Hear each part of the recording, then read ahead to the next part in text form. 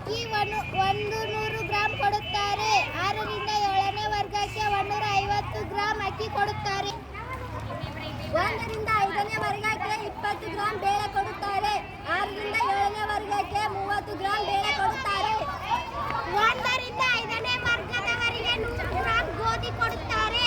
5ರಿಂದ 7ನೇ ವರ್ಗದವರಿಗೆ 150 ಗ್ರಾಂ ಗೋಧಿ ಕೊಡುತ್ತಾರೆ. 1ರಿಂದ 5ನೇ ವರ್ಗಕ್ಕೆ ತರಕಾರಿ 75 ಗ್ರಾಂ ಕೊಡುತ್ತಾರೆ. ಸರ್ಕಾರಿ ಶಾಲೆಯಲ್ಲಿ ಬೆಳಗ್ಗೆ ಹಾಲು ರಾಗಿ ಕೊಡುತ್ತಾರೆ. ಸರ್ಕಾರಿ ಶಾಲೆಯಲ್ಲಿ ಮೊಟ್ಟೆ ಶೇಂಗಾ ಚಿಕ್ಕಿ ಬಾಳೆಹಣ್ಣು ಕೊಡುತ್ತಾರೆ. 1ರಿಂದ 5ನೇ ತರಗತಿಯವರಿಗೆ 50 ಗ್ರಾಂ ಮೊಟ್ಟೆಯನ್ನು ಕೊಡುತ್ತಾರೆ. 6ರಿಂದ 7ನೇ ವರ್ಗದವರಿಗೆ 50 ಗ್ರಾಂ ಮೊಟ್ಟೆಯನ್ನು ಕೊಡುತ್ತಾರೆ. ಸರ್ಕಾರಿ ಶಾಲೆಯಲ್ಲಿ ಪಠ್ಯಪುಸ್ತಕಗಳ ಚಿಂತೆ ಇಲ್ಲ.